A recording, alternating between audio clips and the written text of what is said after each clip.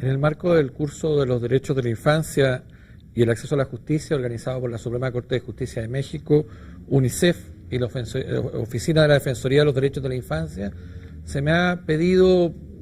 compartir con un video algunas ideas básicas sobre el tema del interés superior del niño en el marco de la Convención Internacional sobre los Derechos del Niño.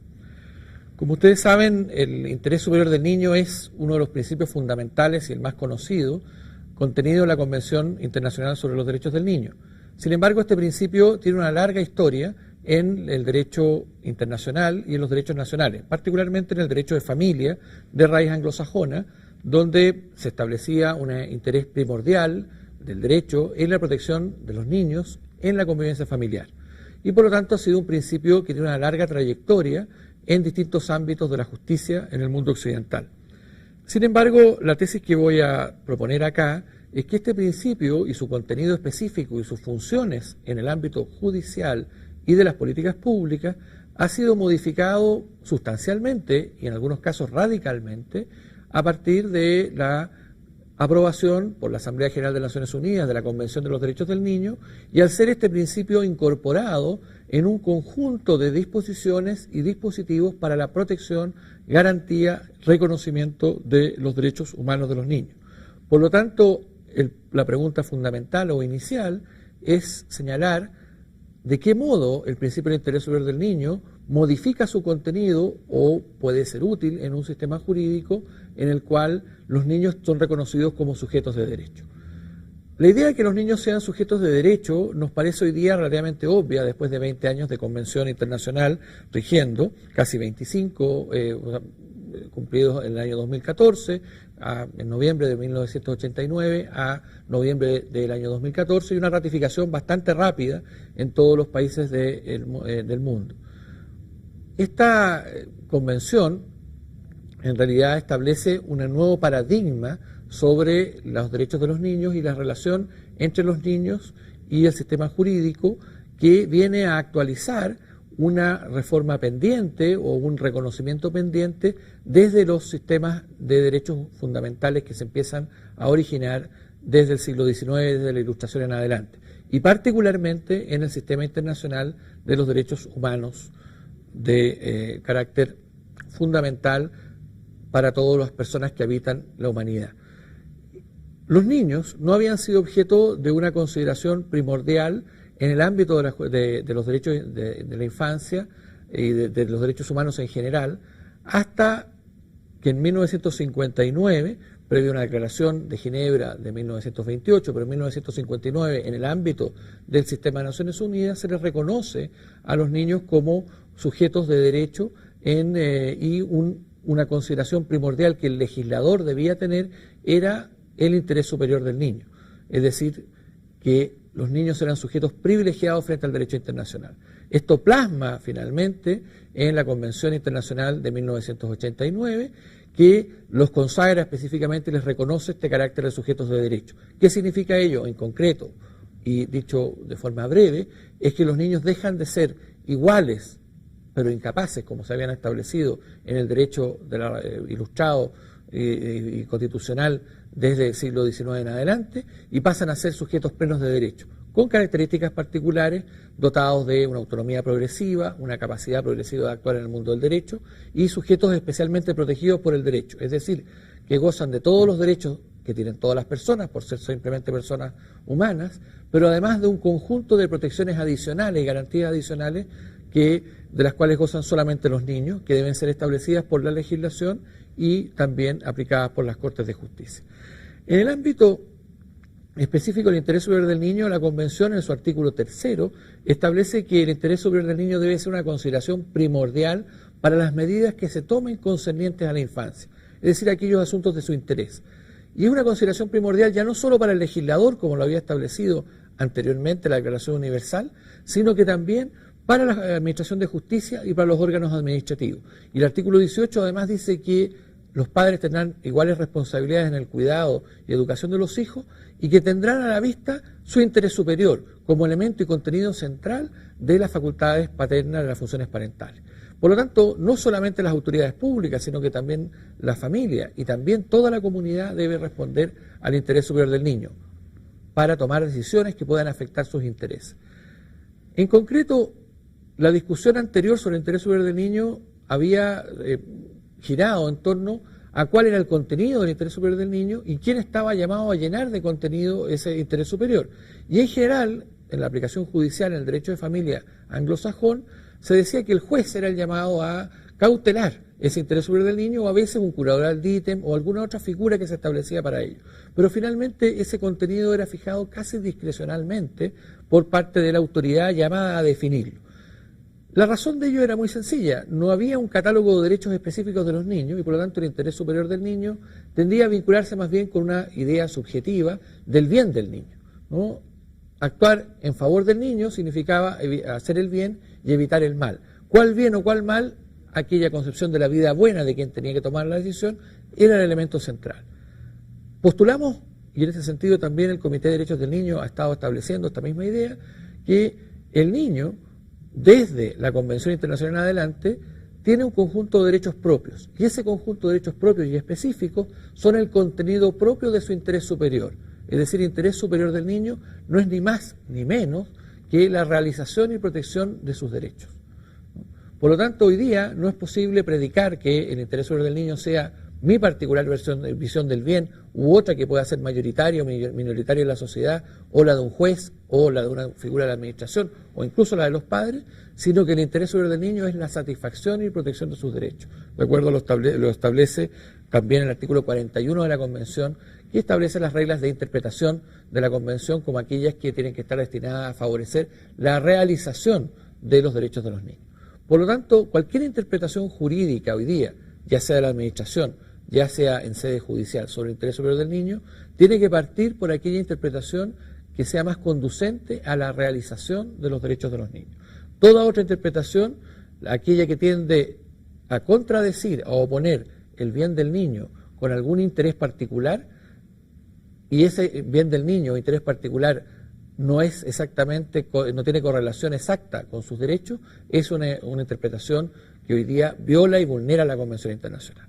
Esto es muy importante porque los sistemas tutelares tradicionales de protección de menores nacidos para proteger a los niños muchas veces actuaban, según ellos mismos lo han sostenido, los países que lo han modificado en sus mensajes,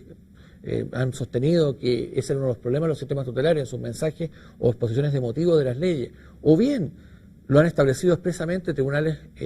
constitucionales como el español o el uruguayo, o bien cortes internacionales como la Corte Interamericana de Derechos Humanos. Esos sistemas nacidos para proteger a los niños muchas veces pretendían proteger a los niños a costa de sus derechos.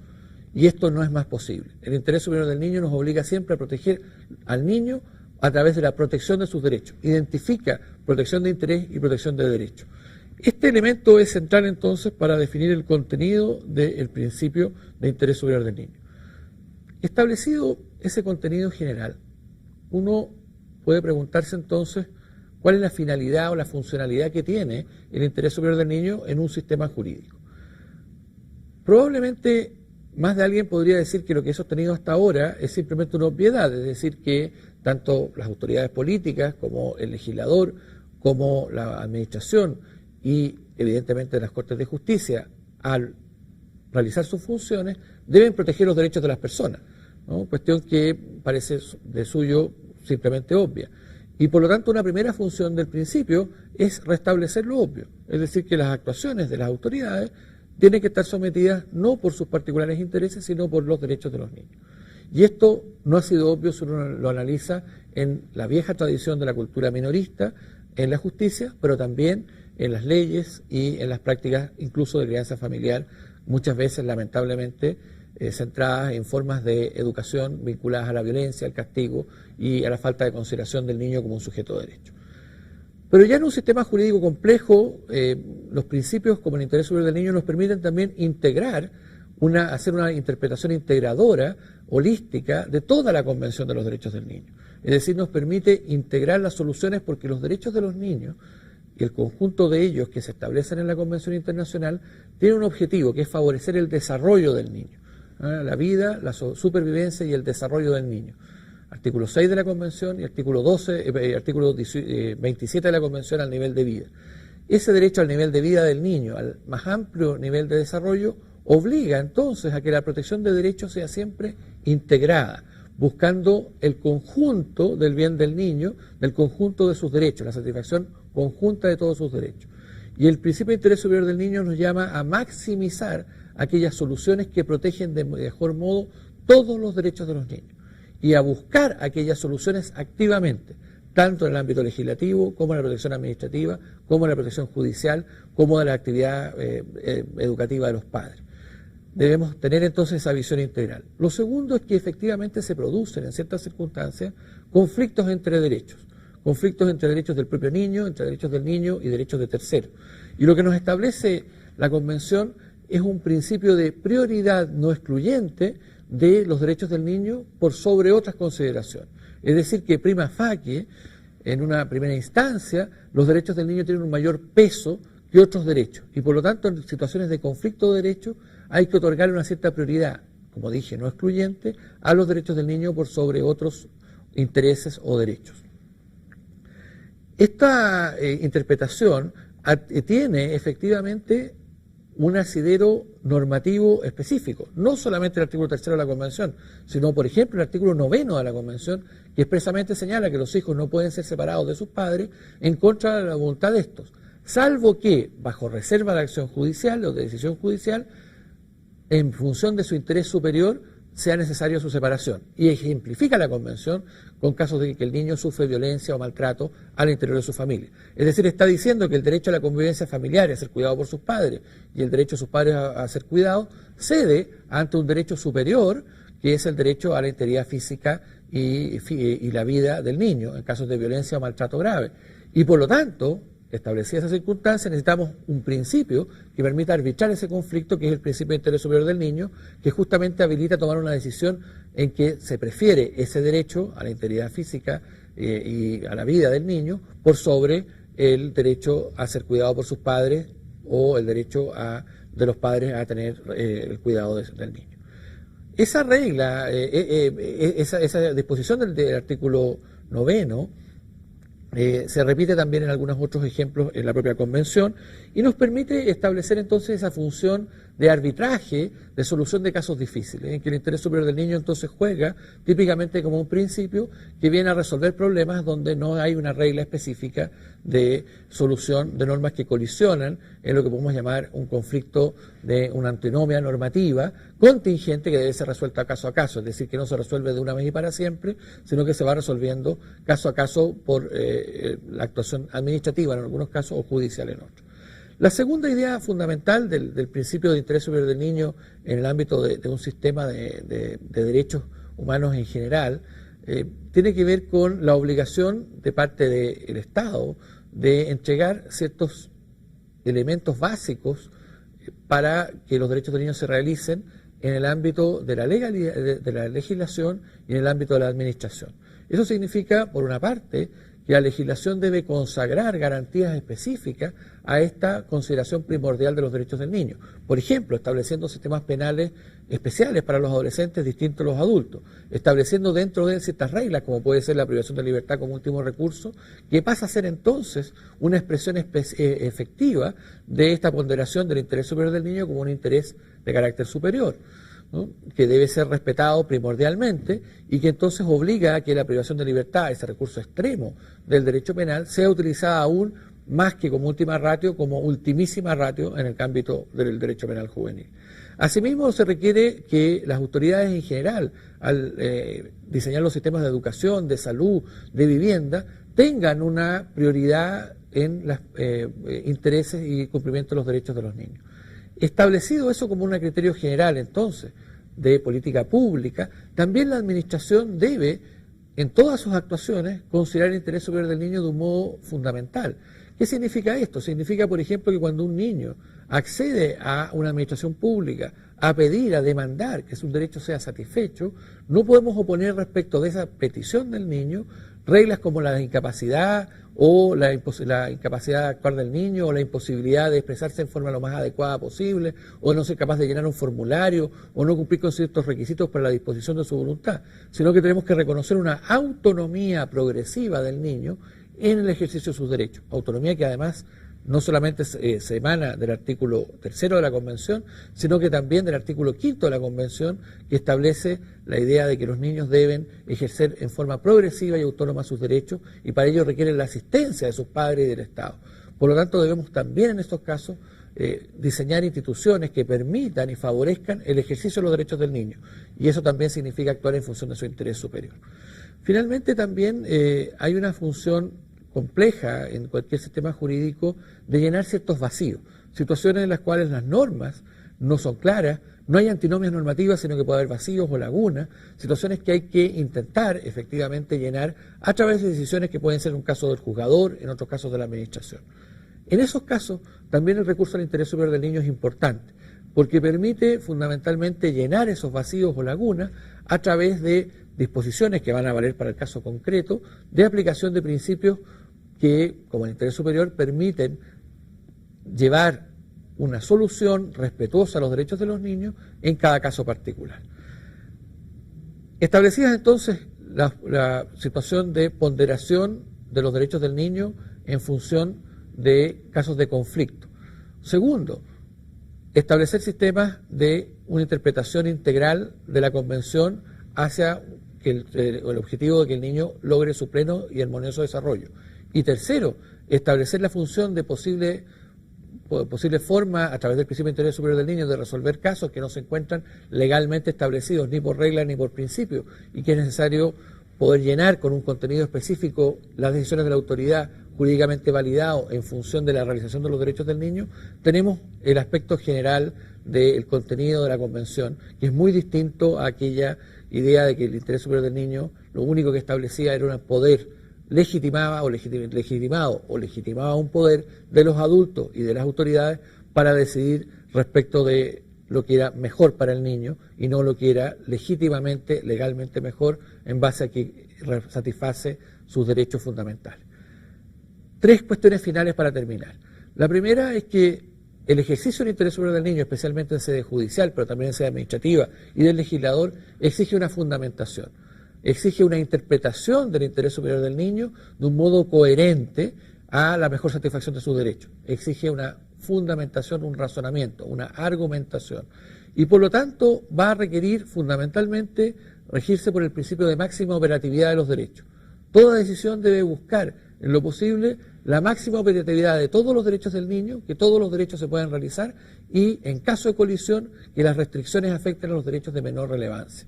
de menor importancia, y satisfaciendo siempre aquellos derechos de más importancia, particularmente el derecho a la vida y la supervivencia como un derecho básico, como en el ejemplo que poníamos respecto al artículo 9.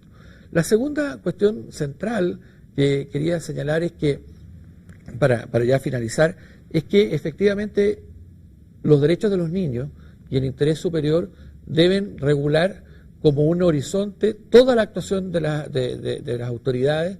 y por lo tanto deben ir constituyendo en sí mismos una práctica concreta de toma de decisiones que pueda ser autorregulativa y que de una u otra manera vaya generando a través de un sistema incremental nuevas formas de decisión de los derechos de los niños. Entonces, máxima operatividad. Segundo, esta idea de la autorregulación, sobre todo la actividad administrativa, que se va generando a través de un conjunto de fundamentaciones y va decantando en decisiones que dan seguridad jurídica a todos los actores. Y finalmente, el interés superior del niño tiene también una finalidad cultural o ética, ¿no?